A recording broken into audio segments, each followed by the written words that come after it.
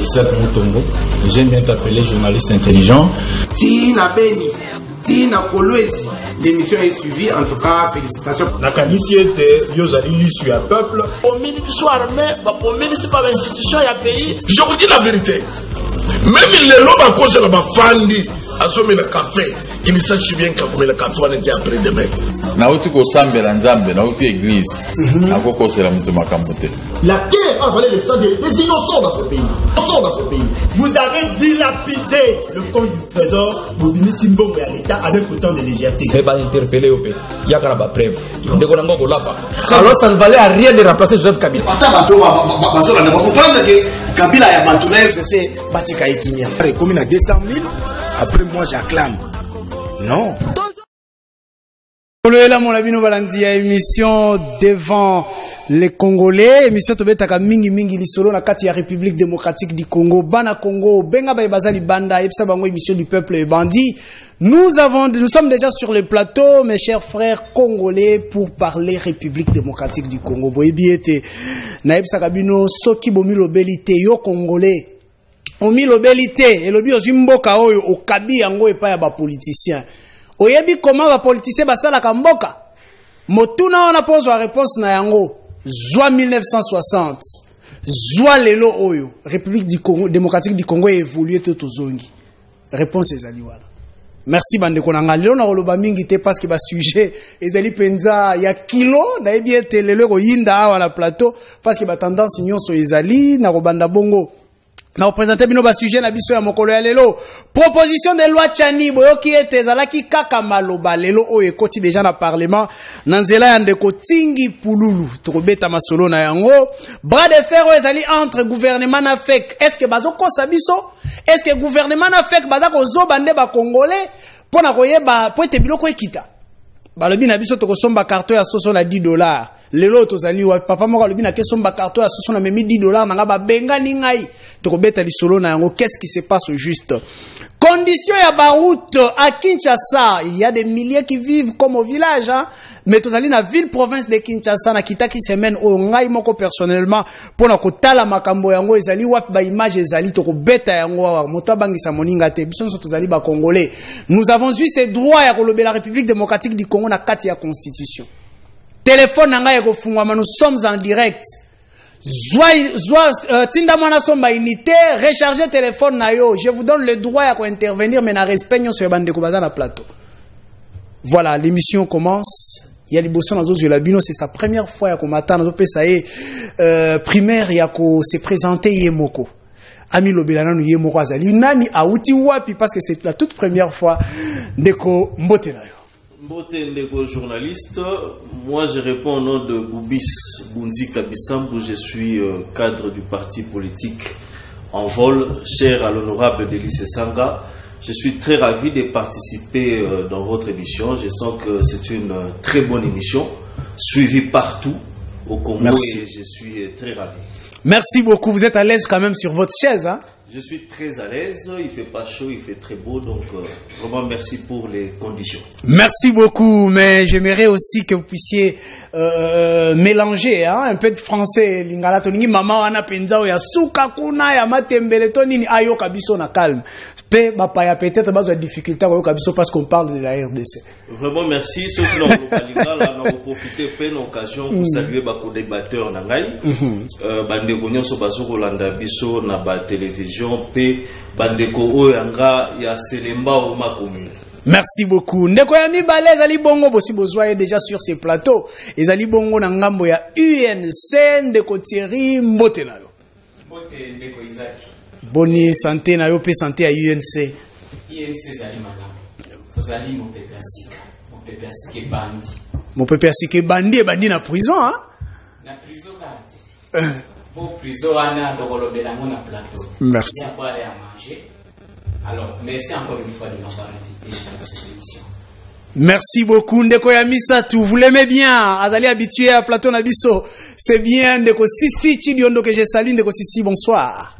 Oui, Ndeko Isaac. Boni santé nayo, santé à regroupement, il y a association nayo, la GAT, hein? C'était la dernière fois au Tolobela qui a en haut, Kalamingi était en plateau Nabiso. Oui, santé na ezali malamu Il y a date pe ezali pepele. D'ailleurs nazali ko souhaiter bonne chance na bana oyo bako kende ko sala ba examen d'état na bango ya dissertation lobby et na ningi na profiter pe pona féliciter ceux qui m'ont transféré le malamu et c'est que féliciter gouvernement provincial ya Lualaba on a pour soutenir gratuité à enseignement avec en charge paiement, il y a participation, il y a frais, il y a examen d'état pour la banane stoyalo. Et les alipé n'engimoko date pe asalaki banane surtout oyo bazali ba parents na bango bazali ba membre ya association ba bénéficier pe na ba paiement ya ba frais wana au sein ya association. Merci beaucoup bandeko bakozala bango moko te bakozala bongo accompagné na ndeko Junior Lokilo azali déjà na plateau na biso tozo présenter bino ye kala mingi te ye fazala wana po moi moto mata na plateau. Je sais qu'aujourd'hui ça fera chaud nazo banda kaka na yo na ndeko Sisi boni loi chani to betaki masolo ya loi chani ezalaki kaka na balabala ezalaki na se ya banzete lelo loi chani ekoti et on dit que pour bandi déjà calcul yako écarter certaines personnes. Qu'est-ce qui se passe? Bon, ndeko Isaac, merci mingi pour la mutuna na yo. Nazalaka fier makasi pour appartenir na moka oya ngai oyo ezali RDC. Na botami na Congo, na papa congolais, pe na maman congolaise. Et rapidement ça na 2 minutes na. Et constitution na biso ezali kopesa ngai ba droit oyo nakoki ko jouir na yango en tant que mwana ya mabele oyo. Mais na oyo etali loi chani eza kaka loi eza mobeko oyo ezali koloba ete po o accéder na ba poste ya minene ya mboka na biso esengeli ozala de père et de mère congolais. Donc cela veut dire ce que l'on a la président de la République, ce que l'on a la premier ministre, ce que l'on a la président de l'Assemblée nationale, président de la Sénat, on a la chef d'état-major, on a la directeur général, il y a renseignement. Donc ba poste clé wana ya minene, voire même ba poste ya ministère ya souveraineté nationale, elles allaient pouvoir appartenir kaka na ba oyo bazali ba congolais de père et de mère. Lo wana ezali mabete ndeko Isaac. Ezali mabete pourquoi? Na ba mboka nyonso oyo, soko ke na ba mboka nyonso to oyo, bazali na o bazali ko benga ko verrouiller ba poste nyonso to ya minene wana. Tozaka ka eta ya liboso te oyo balingi ba verrouiller ba poste wana. Et na mboka na biso légèreté ezali makasi.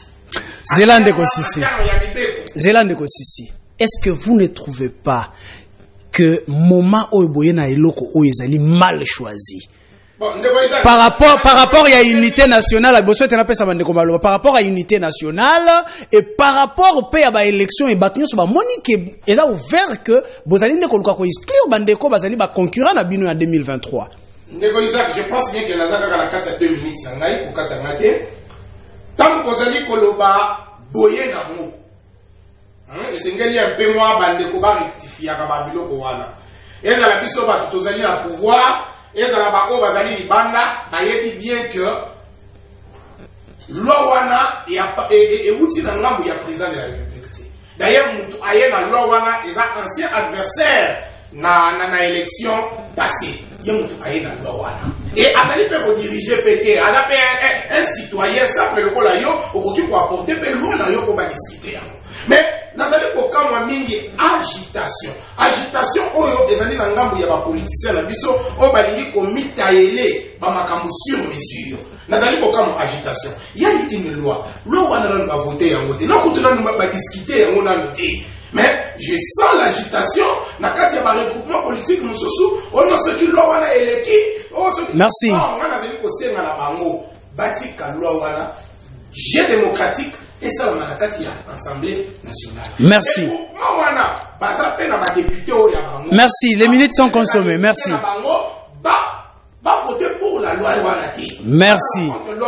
Au lieu ba semer moto, ba semer des ordres et c'est des ordres.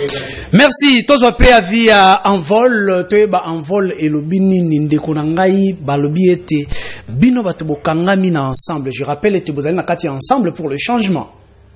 Et ndeko Délice Sanga azali bongo secrétaire général na kati ensemble pour le changement. Bino nde bozali ko s'agiter. Qu'est-ce qui se passe? Nini ya mabe zali na kati ya loi wana maloba na mboka yo. Merci ndeko journaliste pour la question. Lelo nako sepela ko préciser que tous ensemble pour le changement et puis lelo tous ensemble pour la République. OK. Alors ensemble pour la République, ils ont parti politique où il y a ndeko Moïse Katumbi, mais ensemble pour les changements, ils ont une plateforme électorale. Élection élective, lelo parti na parti, ils ont mené combat namo. OK. Ce qui lobby après lobby. Peut-être na pour l'élection et tout au CPL ko sangana to ko sangana les choses. Mais les lois qui n'aient plus comme libre penseur. Comme libre penseur. Allez-y.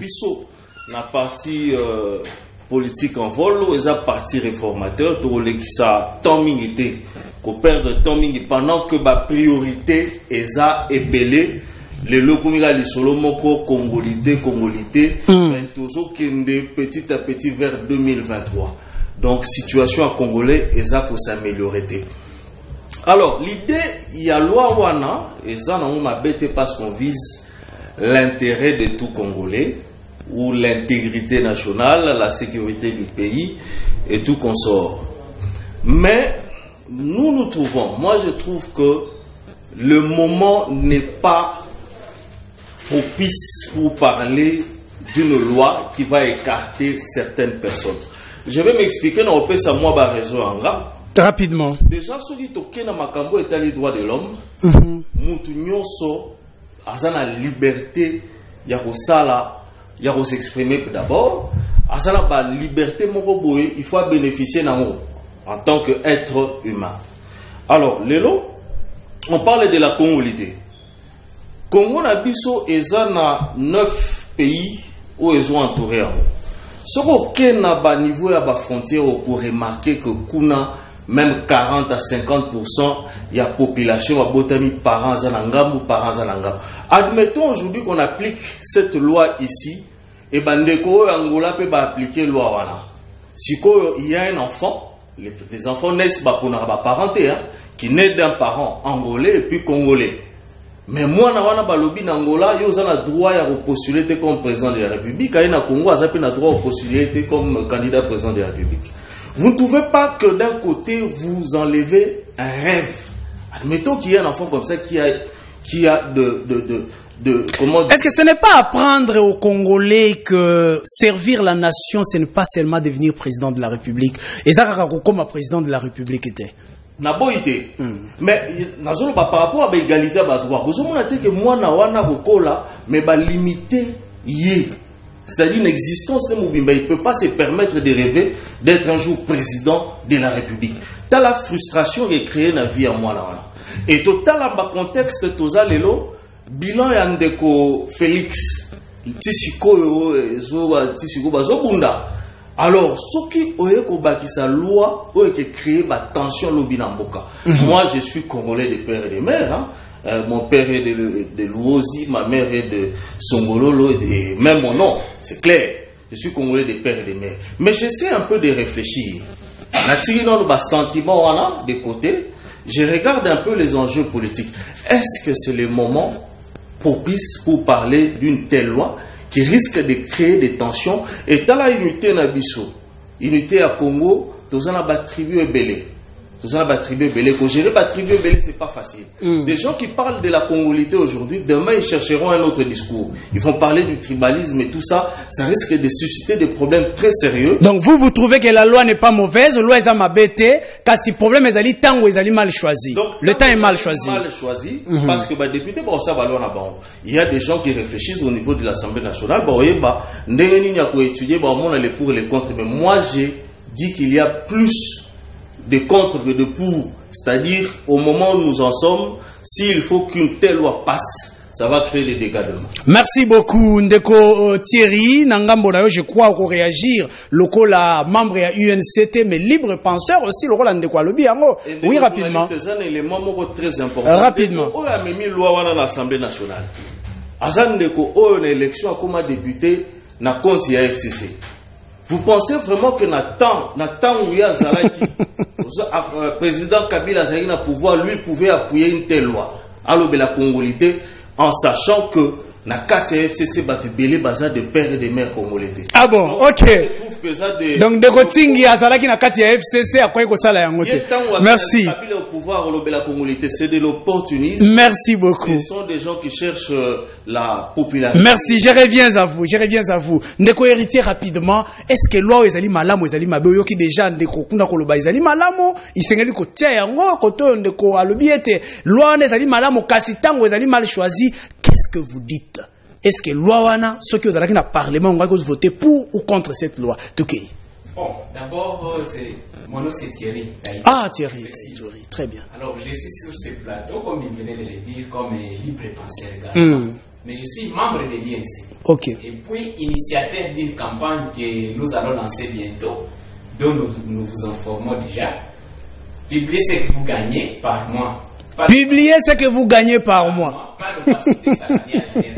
Ok. Kamer n'a jamais publié ce qu'il gagnait. Kamer n'a jamais été président de la République. Ah, en tant que DIRCAB. En tant que DIRCAB. Il n'a jamais publié. Hein? Donc vous devez commencer par publier les Kamer. Lui ça doit commencer par. Allons-y. Alors, par rapport à cette loi, je ne peux pas renchérir sur ce qu'il a dit, mais moi je pense que ce qui pose problème derrière cette loi, c'est la temporalité, les temps. Cette loi, en tout cas, je ne crois pas que c'est une loi opportune pour le moment. C'est vraiment une loi inopportune parce que ça va briser la cohésion sociale. Ça va briser cette union que nous avons toujours limitée. Je suis membre de cette partie qu'on appelle Union pour la nation congolaise. Et je crois que ceux qui proposent des lois, ils ne doivent pas seulement tenir compte des les juridismes, non. Ils doivent tenir compte d'autres aspects, notamment l'aspect sociologique.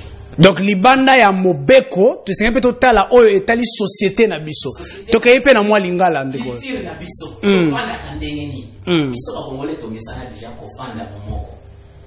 Lelo siko mutu moko yange moko abimi seli biso loi sur la congolité. Alors que bazota la mai loi ane komemate. Loi ane komemela biso ba trouble. Loi ane komemela biso bokabwani amboka. Alors, namona ki journaliste moko na émission na yazo présenter, na présentatif, azotia bilongi ya bato moko boye. Bato nini ko banga te loba? Commentaire c'est azotia bilongi ya ba Moïse Katumbi ba Olivier Kamitatu. OK. Ozomona déjà connotation, déjà bazolinga bale bisana mitu ya bato. Par rapport ya loi wana qui loi wana bazali ko sala ngo pona catégorie ya bato moko boye. Or la loi doit être impersonnelle. Ça ne doit pas viser quelqu'un. Ça doit être une loi qui doit s'appliquer à tout le monde. Donc, derrière la tête de Tchani et Tingi, vous trouvez qu'il y a une idée de viser certaines personnes. Voilà, c'est ce que je voulais dire. Merci. Ils sont des sous-traités.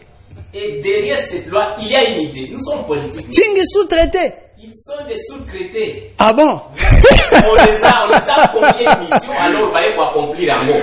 On a koki kosenga na bandeko na biso bazali na parlement les honorables députés et donc on a bolekisa ngoti bo voter en voter et surtout que c'est encore une proposition jusque là on n'a pas encore voté bolekisa eloko wana te parce que mboke kokabana mais pardon na sibisa rapidement to comme la suite tozali kokamba mboka le toza ensemble toza et donc on a battu na biso ya ensemble pour le changement ya Moïse Katumbi. Au moins, il a déjà déclaration à Saladi.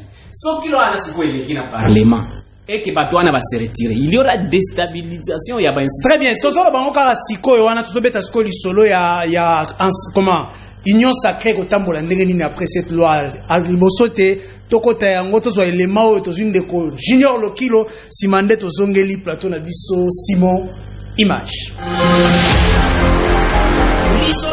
Ya solo biso to Monique Katumbi akoki te ko postuler akokite bamindele baza kolanda ye mais papa pasteur Bobo depuis 1960 bamindele bayaka kotia miso na kati ya makamu na biso eloko nini penza mboka na biso ezwi esika mundele aza kolinga elingi koloba te eza mpona bomoi na biso ezaka les arrière-pensées de ceux qui lancent ce débat. Il y a des instigateurs, ce qu'on appelle les tireurs de ficelles.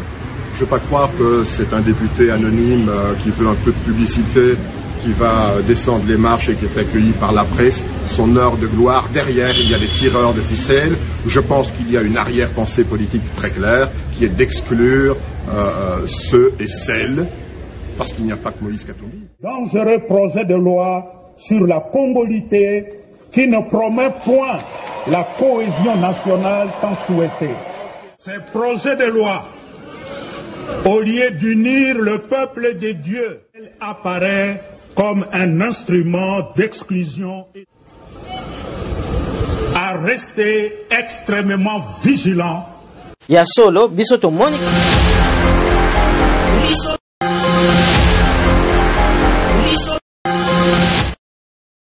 Boyoki bongo Justine Kasavubu abeti côté na ye pona Moïse Katumbi pona ye Moïse Katumbi a ko postuler comme président de la République te parce qu'abongite boyoki ndeko Fridolin ambongo koloba ete loi wana ezali ko diviser ba congolais na tango tozana posa ya cohésion pe bonangambo musu boyoki Olivier Kabital Utikab ya Moïse Katumbi alobi ete bato oyo bazali wana alobi ndeko Thierry donc ba tindiki bangonde ya ko tindika ba ide mususu ezana sima wana ezana bato mususu wana sima na bango pasteur ndeko Junior Lokilo yoki bandeko koloba ofandaka na population boni yo soko zalaki na kati ya parlement lo wana ngaki oyamba yango ndenge tokei je rappelle que zali na ndango ya lamuka tokei merci ndeko Isaac merci pena bandeko na kati na plateau pena baye so Holanda biso na kati na bandako na bango olimbisi pona retard et nangana profiter ndeko Isaac na pesa ba condoléances na ngai na peuple congolais mobimba pe en particulier biso ya église catholique oyo wapi to perdre Nkondo Monseigneur Mosengo asalaki musala ya turo eza fake news te ya turo eza une bonne information. Alors, vraiment, ils n'ont pas si perdre un géant. Le coup, la Monsengo a contribué à la politique à Mokabon. Très bien. Deuxièmement, l'église catholique va perdre, ou pas d'acquis Kondi, ou l'église catholique et Congo, Bamboula et Belé, maman légionnaire, Bilingue et catholique Banso, ou wapi, Bilingue à Mwinda, Kizito, Noirite, condoléances Nabino. Ok.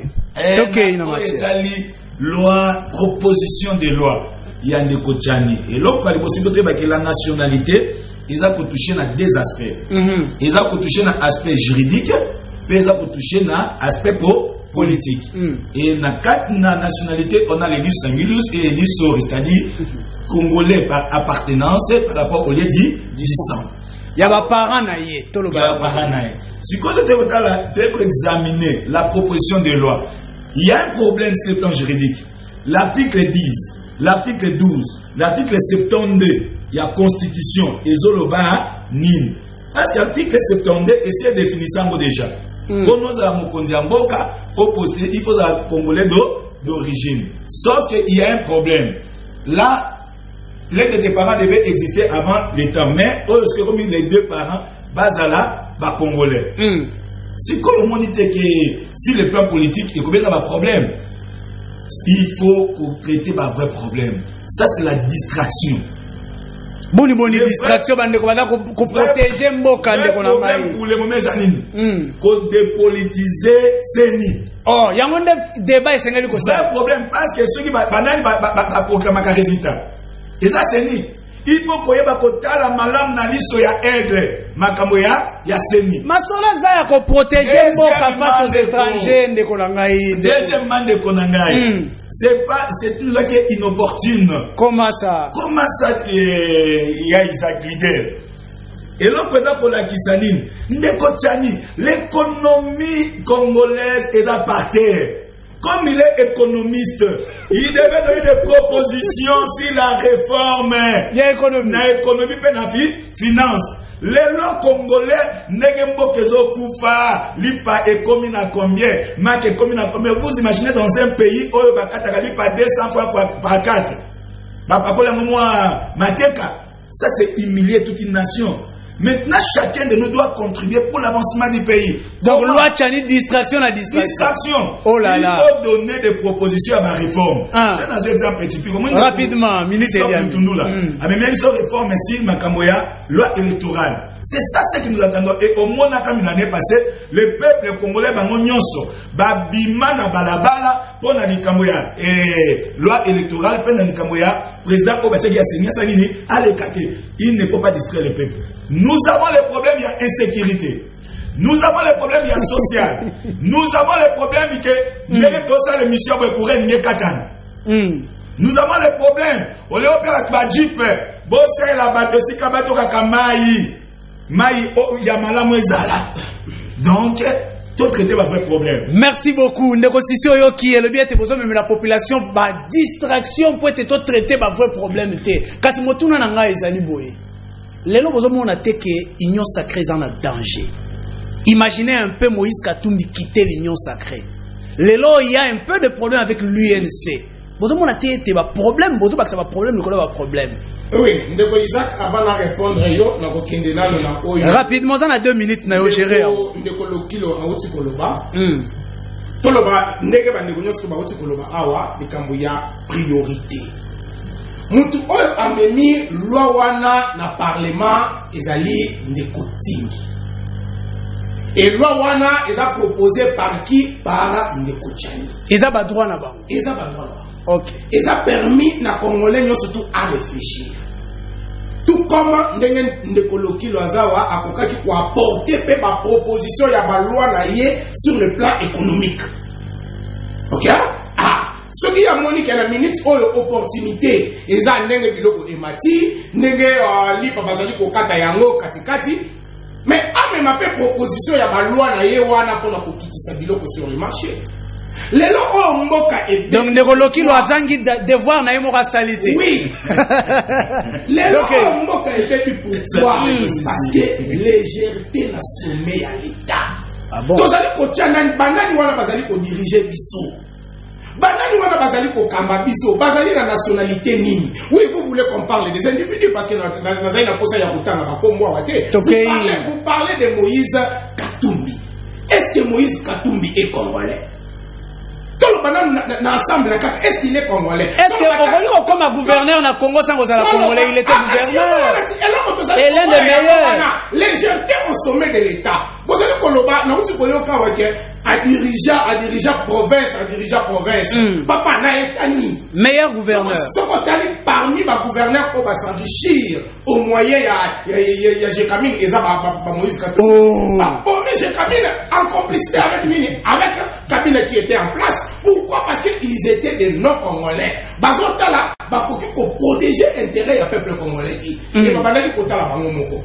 Donc vous allez ko kende na nini la rapidement 2 minutes nous Eliane. 1981, avant 1981, babandaki ko autoriser te selon ndenge ba belge batika la biso bakokaki ko autoriser te na mama apesa mwana na ye nationalité ce qui a botami na papa ya libanda.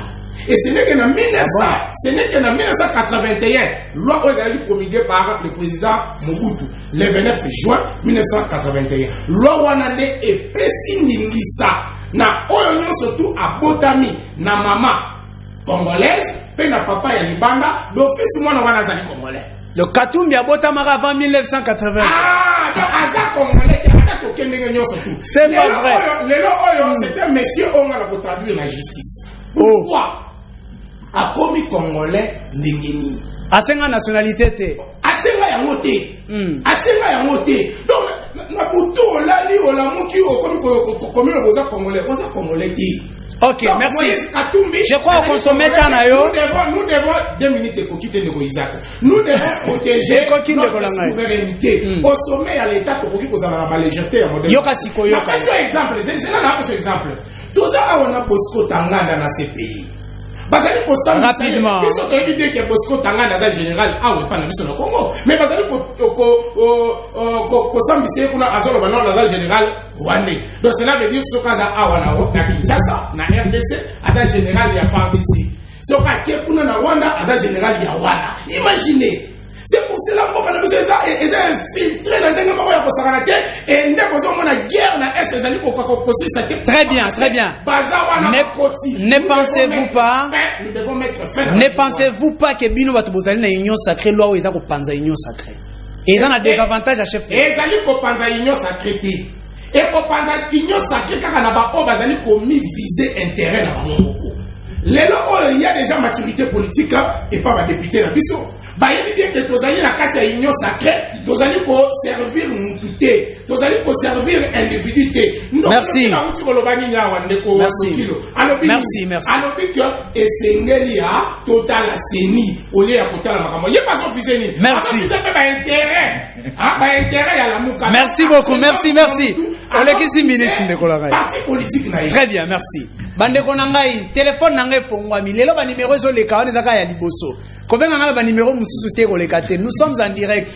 Benga nga na numéro ya liboso o intervenir o lobela mboka na yo. Est-ce que vous pensez que loi o lobby était pour comme président de la République, il faut la papa na yo azali congolais, maman na yo congolais, est-ce que bino bo sepel na yango to bo sepel na yango te. Ezali tango ya kopesa loi wana tote nazo ya mbabino en direct. Topetinda message na yo na répondre yo. Ndeko na ngai oyo ki balobi ete esengeli lwa wana eleka ba expliquer ba bolamu nango kasi motuna ola tuna ki ndeko sisi ezali ya koyeba est-ce que bino bato bozali na kati ya union sacrée. Je rappelle que yo poza na kati ya union sacrée ezali ko créer mobulu te boza ko banga te fayu lwa beta bino lobby parce que lelo boyaki na lwa moko panzi bino tokei bon, liboso na voye bisa na ebité na yo ki ba pesi exemple ya Moïse Katumbi. Na la ligne te kotanga ba kuma batu parce que na za porte-parole ya Moïse Katumbi te et na za pe muto a chargé au sa la communication na été. Mais na mituni kengo azala azoba fonction minene na mboka ho. Est-ce que azala ki né avant 1981, après 1981, Mobutu a fait confiance, toi a fait confiance. Oui, lelo métissage des makasi, monde des eaux évolué, métissage des makasi. Appliquer une telle loi et j'ai bien suivi le discours il y a de Kochani na Tingipolo aux États-Unis.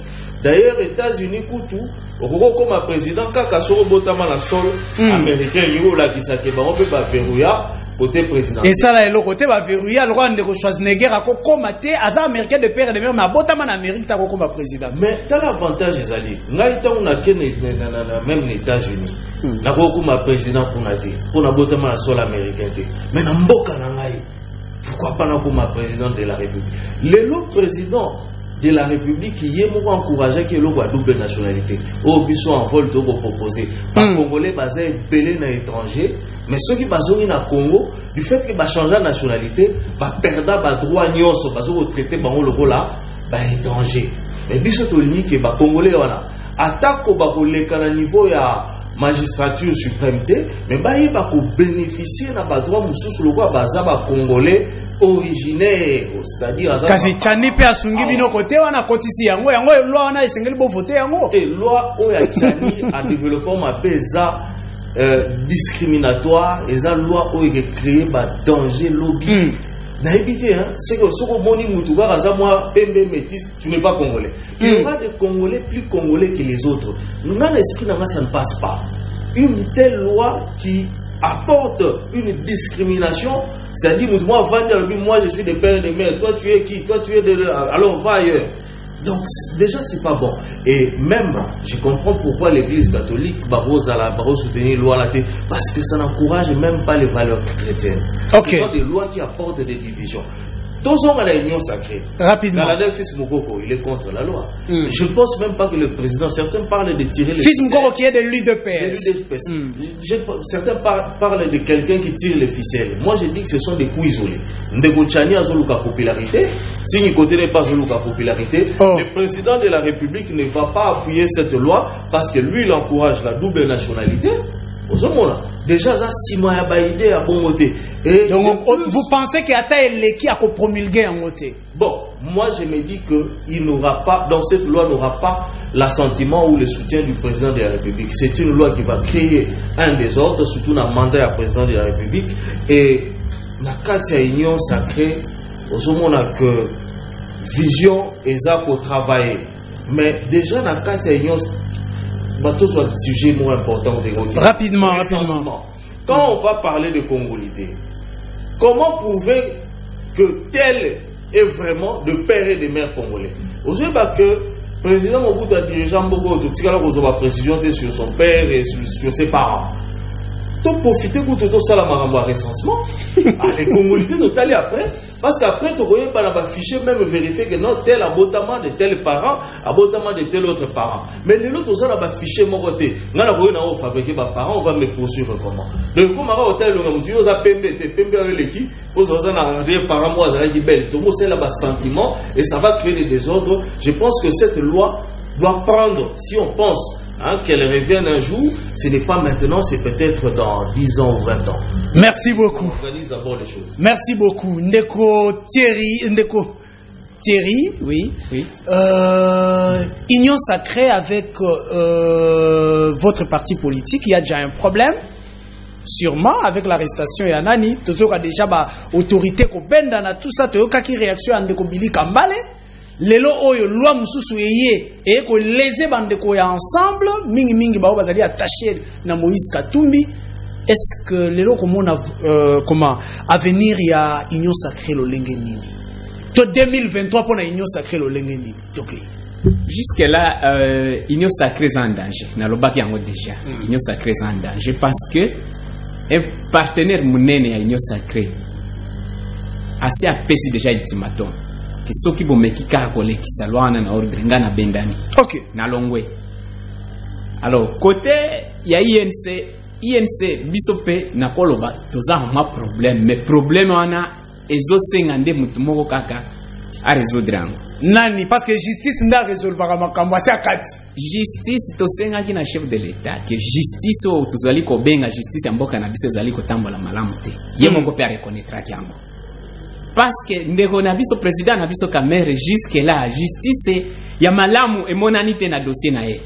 Donc yangwana chef de l'état a s'imposé pour notre dossier, pas pour s'imposer mais a recadrer bazuzi oyo bazaliko kotambola na ngenge sengeli. Très bien, ça c'était pour Vital Kamerhe. Zonga siko avenir à union sacrée. Avenir à union sacrée. Par rapport à cette loi. Cette loi en tout cas c'est une loi conflictogène. Ah bon? C'est une loi conflictogène. Ils ne font pas qu'à la veille. Déjà, tous allez qu'on pousse en a déjà 2023.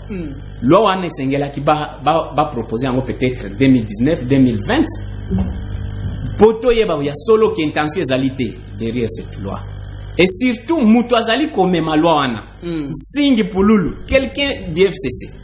Est-ce que il n'y a pas du FCC mais qui est avec vous à Bongwanate mon cher bato FCC tilelo bazali ko kolela bazali kolela to yebite nani mutu azonga nani mutu azonga te awa déjà tozoyo ka banungu nungu parce que bapesa ki bango ba poste te bazali ko silika. Alors pona ngai nazomona lo wana ba memisi singi pululu aza ndeko na ngai to sambela kana même paroisse a pembeni.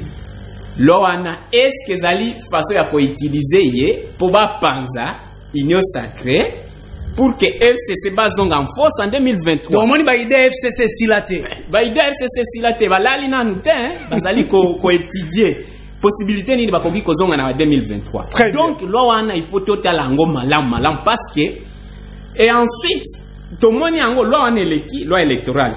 Ça pose problème. On doit se le rapidement à la population.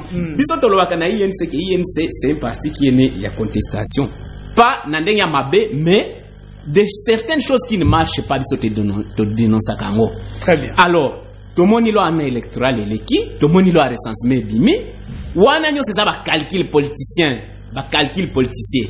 Il faut totika mutu nyoso a concourir parce que déjà article 13 de la constitution na biso déjà ezali kolimbola malamu likambo wana ils ne font pas ko exclure catégorie ya batu moko boy po sécession velléité sécessionniste ezalaka na mboka na biso ekolamuka partir ya loi OK ekolamuka lobi tokoyoka ale biso lokola bosali boye toza kote oyo boyaka lisusu kote ote bato ya kuna pe ndenge moko tozongi neti naye tozalaki na époque ya RCD MLC très bien mboka ekabwani lisusu biteni mine très bien wana ezali bapoliticien bakondongwana kasi bandeko na ngai émission ezali kocontinue namoni baapele na bino eza kokota de partout même bandeko bazobenga na Brazzaville nazoyamba bino nsima ya ndeko Lokilo rappelez namoni baapele na bino soki ndeko Lokilo a réagir nayambi bino avant toleka na deuxième sujet na biso ndeko Junior Lokilo quand ça brûle chez les voisins basekaka te apparemment la muka aza kosepela na ntango baninga ya nyonso ke bakopanzana po ete favoriser bino 2023 te oui merci naza comme libre penseur parce que la muka est un état d'esprit la muka est les changements la muka est un nyonso oya limboka Congo échanger oya pour ma distraction te il y a proposition de loi local de Kochani ndeko na sepena ndeko sisi makasi na makambo lobeli awa menanga tanga article toke ina malombango la nationalité congolaise est une et exclusive elle ne peut être détenue concurremment avec une autre nationalité. La nationalité congolaise est soit d'origine, soit d'acquisition individuelle. Un Congolais d'origine, toute personne appartenant au groupe ethnique dont les personnes et les territoires constituent ce qui est devenu le Congo, présentement la RDC. À l'indépendance, une loi organique détermine les conditions de reconnaissance, d'acquisition, de perte et de recouvrement. Allons maintenant à code de la famille. Ok, rapidement. Que dit la loi? On a la petite naturalisation de Kosisi, on a la grande naturalisation. Dans la petite naturalisation, il y a des limites que non seulement acquérir une nationalité congolaise, au coquille jamais comme chef de bureau. Au coquille jamais comme adjudant en chef. La loi limite. La loi limite. Ok. C'est là qui vient de dire que Batoyo, dirigeant qui nous colonne, nous présumons. Parce qu'il y a la nationalité par la présomption de la loi. On présume que Batouana sont des Congolais d'origine. Parce que les Congolais par acquisition, ou acquérir une nationalité congolaise, il y a des limites au code de la famille et si épais sango en matière de la nationalité. Donc, Amit Misamate, la petite naturalisation est là, tout comme la grande naturalisation. Dans la grande naturalisation, tu dois faire 10 ans au Bima du Bana Congoté. Au commettant d'infraction, il y a droit à pénalité. Tant que ça, il y a sur la grande naturalisation. Alors, pour les cas d'espèce, j'insiste, c'est inopportune. N'est-ce awa, boyebi ke totika na mbula boni oyo bandeko ba gérer ba koki ko gérer te. Oyo peuple allié pendant que balobi bilan est positif ndeko Lokilo zala motema malamo ndeko Félix alobaki que non 2 ans oyo ezaki ya ko échouer il a reconnu ça. Bakolati makamusu ndenge nini yemoko alobaki on ali sukulu et aujourd'hui au Congo ndeko Isaac le problème est à ba discours te est à ba loi te mais l'applicabilité de ces lois là. Le peuple n'a plus besoin qu'à loi, mais toi appliquer ma camo et distraction. Merci Ndeko Lokilo, yoka population. Sa solution na problème à peuple alia. Très bien. Très bien. À la sécuriser. Merci yoka siko population. Allons Ndeko Bengi biso api depuis Brazzaville d'ailleurs je vois déjà Ndeko Mbote na yo. Oh là là. Ndeko Bengi biso depuis Brazzaville au Kati tozali en direct bandeko na ya bandisi siko yamba bino kasi ko bipe biso te s'il vous plaît boyebi ete ligne za déjà mobulu soko bipe biso eza ko empêcher la bandeko mususu ba zwa biso. Alors Ndeko Bengi biso api kombo nani? Oui Ndeko Daniel Toyozo yokayo.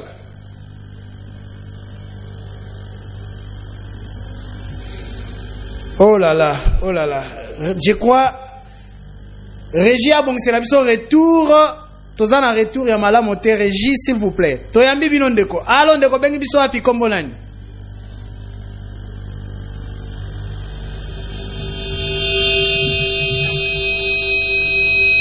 Allons Ndeko Bengi biso api kombo nani? Na bengi na masala komo na Marlène. Oui ndeko na ngai réaction na yo pona émission na biso. Na lodi loko bongo binisi que non mutuko a servi mboka à cause de la 100% na Congolais. Tangu Kabila China Rambo azalaki wapi kwa misalwa wana. Eko Fadine bamoni li Fadine kwa lobaka te loko tini ba misalwa wana. Soki bazaki bana mboka solo tangu Kabila azalaki en place. Naka misalwa wana. Merci beaucoup maman, merci. Alors ndeko bengi biso api kombo nani tozoyoka yo. Oh là là, kobipe biso te s'il vous plaît. Ndeko atuni ete tango Kabila azalaki. Pourquoi loi wana ebimaki te? Eza kobima na tango yo Félix Tshisekedi azali na pouvoir. Voilà, bande ko nazo continuer koyamba bino kasi bo bipe biso te s'il vous plaît, ligne comme déjà moi saturé. Aïe aïe aïe. Aïe aïe aïe aïe. Alors ndeko bengi biso api kombo nani? Oui, ndeko na ngai réaction na yo. Réaction na ngai ezali batira ba distraction wana. Vous imaginez indépendance biso tosengaki elibo loba mopaya kozala nkeka mboka te. Mais celui que vous ça va Merci beaucoup. Merci. Ndeko alobi ete s'il faut qu'on boya loi wana eke bondi maete bandeko ba comme président, c'est que tozongi s'appelle ba belge ba loi. Allô ndeko bengi biso api kombo nani? Aïe aïe aïe. Allô? Oui, ndeko na ngai réaction na yo. Oh là là, ligne na ezali mabendeko. Mais quand on rappelle, m'a vraiment ozo craché tout ça ko malamu te rappeler s'il vous plaît. Tozune de comme sousou. Aïe aïe aïe, perturbation bandia. Allô? Oh là là. Allô ndeko bengi biso api kombo nani? Nalobi lo wana ezali pona ko protéger mboka na biso. Baye bazoboya bazali papia motema mabe pona mboka na biso. Pamate batuana ya ba double nationalité batikeli ba poste mosusu. Mais pour la présidence dans la Congolais des pères et des mères. Merci. Merci ndeko na ngai, merci beaucoup. Tozwi ndeko mususu. Allô ndeko bengi biso api kombo nani? OK. La lobby dans la limité. Merci. OK. OK. La loi est bonne pour protéger notre patrie. Si les députés ont de voter cette loi-là, qu'ils envoient ça au référendum. Nous allons voter ça, nos peuples congolais. Voilà, merci beaucoup. Merci mon frère. Oyokinde kwa lobi ete soki ba député bango baza ko hésiter batinda on a référendum population ko voter moi c'est pour protéger la RDC. Allô ndeko bengi biso api kombo nani? Allô? Oh là là. Tozine de comme sousou. Tozo a deux appels ya souka si mandé toleki na deuxième sujet pour intervenir lisusu après sujet wana tozine deux appels ya souka. Allô ndeko bengi biso api kombo nani? Allô? Oh là là. Bobi pete bandeko na ngai s'il vous plaît. Allô ndeko? Allô? Tozo yo kayo ndeko.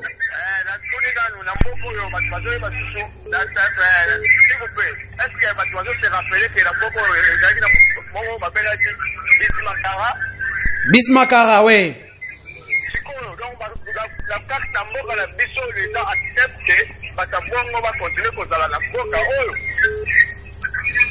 Merci.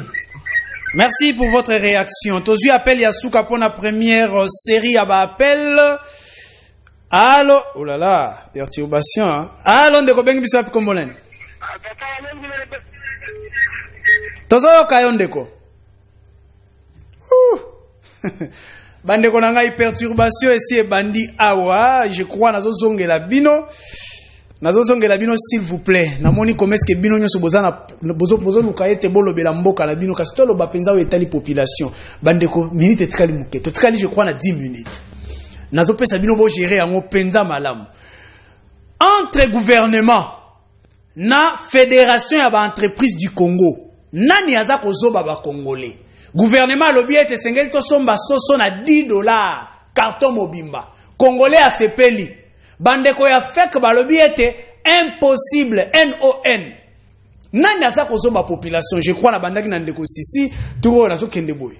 Ndeko na ngai maloba na mboka yo j'étais la caméra est chez ndeko ndeko lokilo toke ndeko lokilo. Oui, merci ndeko na ngai. Je pense natia un petit mot na ndeko alobi référendum. C'est ça la procédure normale. Parce que loi wana vu bah texte on appelle ça la constitution et vous avez déjà la confirme quoi. Il y aura un temps où il faut saisir coup constitutionnel pour na aïba couper sa lumière.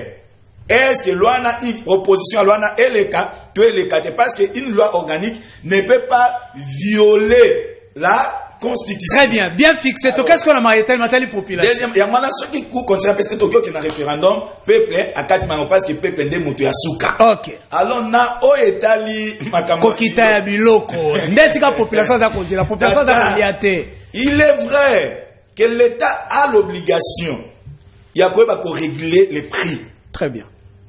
Il faut un ministère économique toye baka. Boîte à mille keza combien? Marque commune à combien? Mais n'a proposé à Kabamondeko. Avant Bokendeko, vous savez, pour faire une meilleure loi, il faut tenir compte des réalités sociologiques.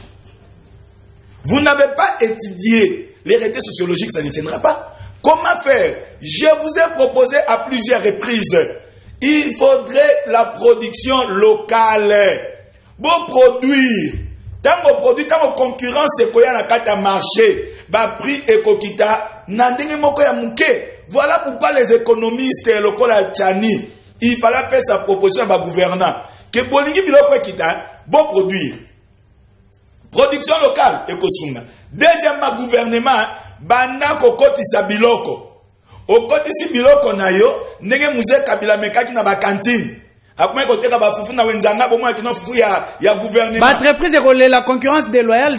Concurrence wana ndeko lelo même toke la communication. La communication au Congo,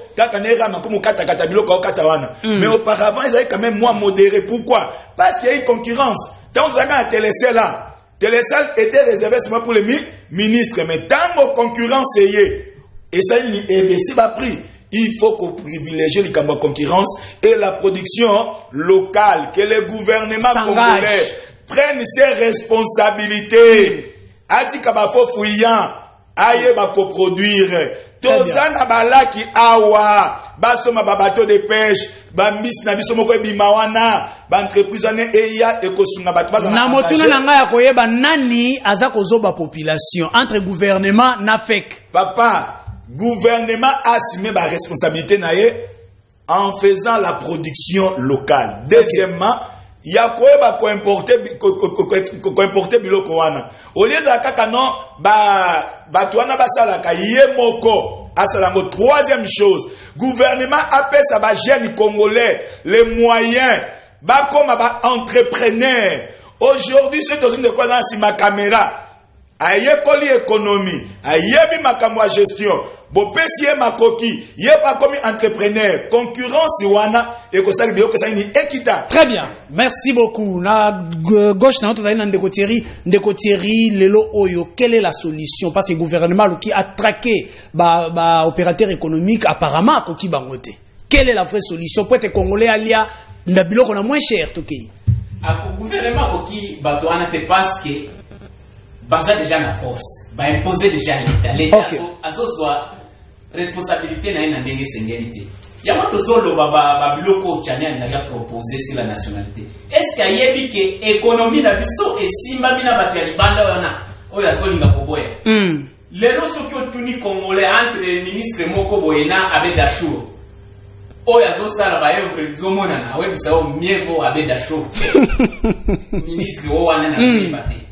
Parce que ayebi que mutu ana zo songa bango. Ba entreprise oyo fuzali ko exporter biloko aba eza ya balibane ba indien ba oya biso moko ekufa biso moko ba vrai congolais de père et de mère bazati. Alors c'est les social d'abord qui compte avant que bana ko kanza makamu susu gouvernement. Comment expliquer que tozana ba lac tozana océan fleuve mais bateau de pêche ba koso mamote. Mutu moko azali ko expliquer nga que bretel o ezali entre kitambo magasin chani timanu ezana ba miso ko kikolisa Kinshasa gouvernement ko kaka na fleuve na biso. Donc tozana capacité ya 700 000 tonnes ya bambisi mais okufa kaka na kimobangi na se amani. Merci. Donc gouvernement s'assume, c'est vrai qu'il y a un rôle régulateur. Mais dis-moi, tu ne peux pas t'imposer sur le marché tant que toi-même tu n'es pas présent. Tu es dans l'avion. olingo imposer bato bakitisa babillet d'avion mais yo moko oza na avion kipamvite kufa babiloko wana etikala na baéroport merci tout c'est comment net jouer bato yango balidakde bato na njili très bien banani bakezo ebembe wapi bato bafandi wana bakongolais bazo réclamer merci imposer les gens non, ils doivent s'assumer, le gouvernement doit s'assumer. C'est ça les social. Merci. Très bien, Ndekoda. Comment on appelle ça le rôle à opposer père et mère? Comment c'est là au Cameroun? Bandela dans une population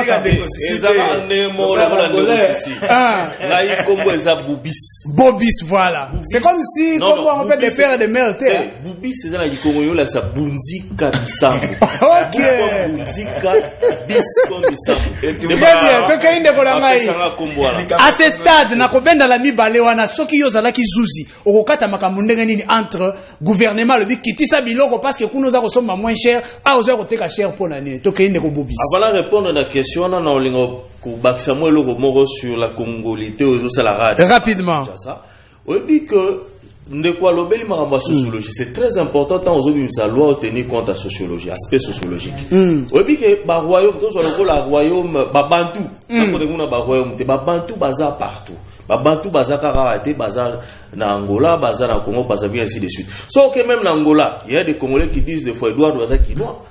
Il y a des Congolais qui disent que le président actuel a zappé na 100 Congolais. Sauf que na Brazzaville, on se voit à Sassou les 100 Congolais. On se voit il y a RDC awa. Alors tant que yo zolo bela maramba congolité awa. On se voit que on créé faux débat. Le plus important, le rôle de la numérique, tout développer numérique, tout la base à données, la robot à massima, a déjà traçable, tu vois, naza congolais d'origine, naza congolais d'origine, ne fait pas le moment, donc ne routine sur le thème de la perchoir, ridiculiser au bamba. Donc c'est très bien. Lobela siko biloko kolia bana selemba bazo zela yo wana. Alors, o lobela biloko ya kolia zo kitate pour niquer doivent s'y faire. Mais il faut tous à la réaliste.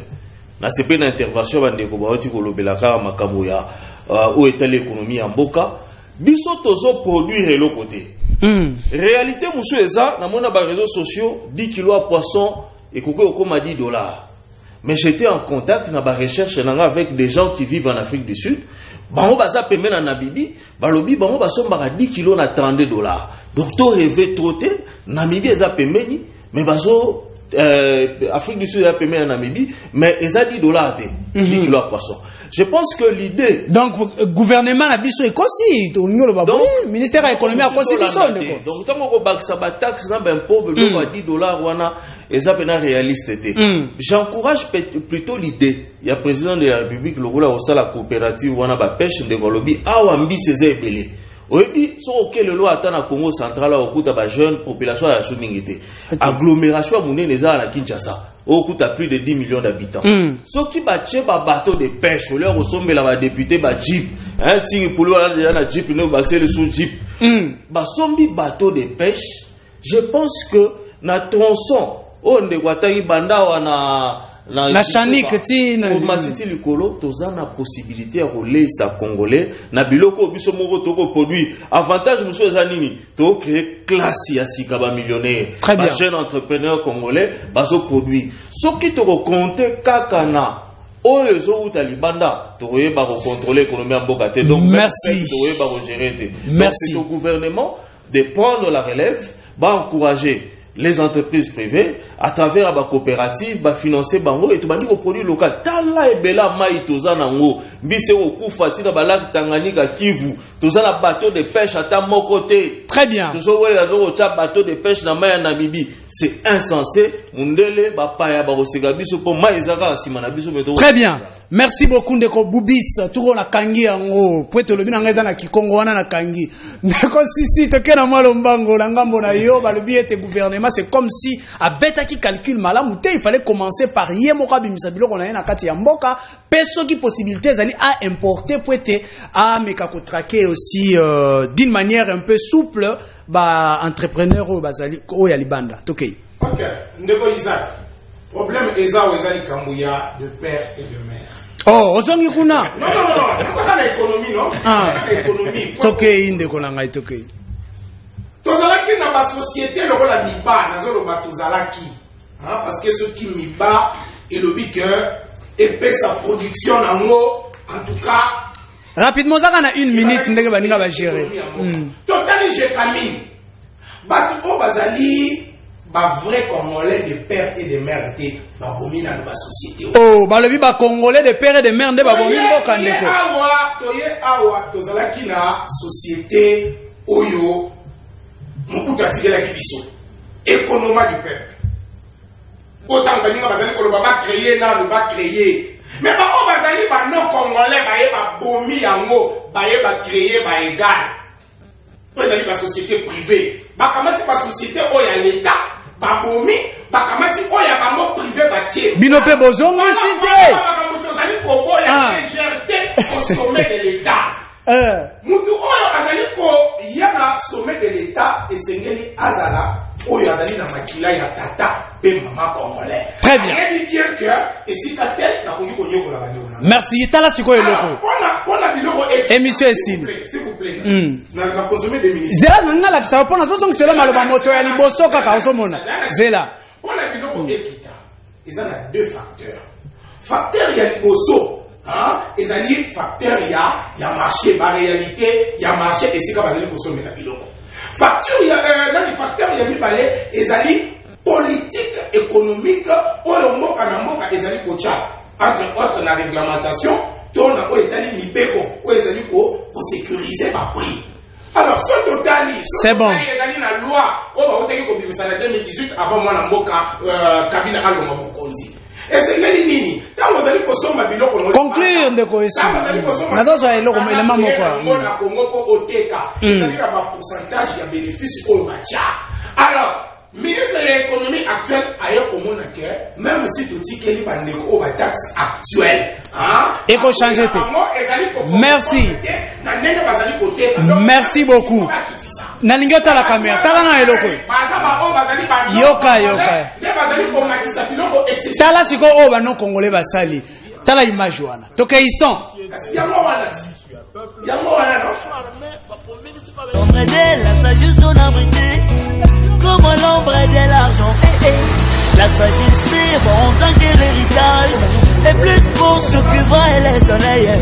Oh l'ombre de la sagesse on a brillé comme l'ombre de l'argent. Mais l'avantage de la science c'est que la sagesse veut vivre ce qu'il a. Commune à Mongafula. Difficulté toza nango ezaka ya maji problème ya grave ezaka kanzela lala tozo souffrir ko banda entrée nazo kama mingi vraiment nzela o ezako banda entrée mama kokoti na nini na côté à pompage yo desima voilà au pouet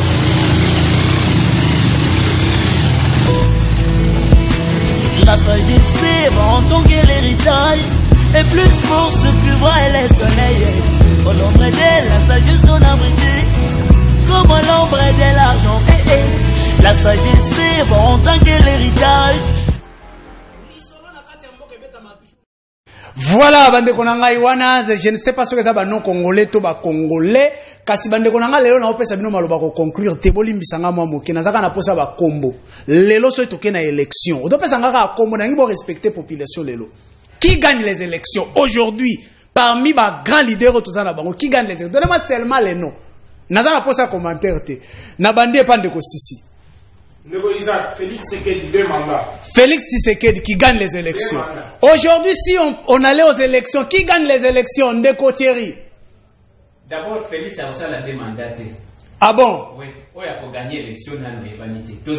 Merci beaucoup. Ndeko Junior Lokilo. Aujourd'hui, c'est toqué na ba élection, ba leader, qui gagne les élections? Ngai moko na gagné na Moamba. À la présidence? À la présidence, attendons le moment opportun. Très bien. Ndeko Bobis. Aujourd'hui, aux élections, c'est toqué. Qui gagne?